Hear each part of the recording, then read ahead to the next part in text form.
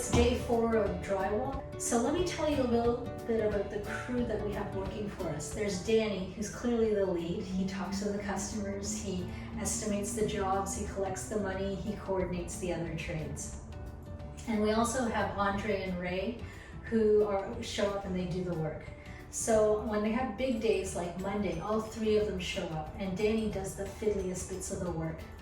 And other days, they'll just have one person show up. For example, on Tuesday and Wednesday, it was just one person doing the mudding and waiting for it to dry.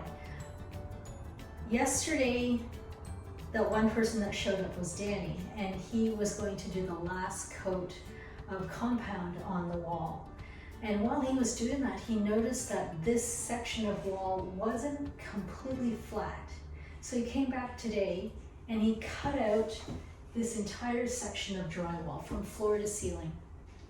And he went back to the spray foam and then he shaved it down so that the wall wasn't bulging out.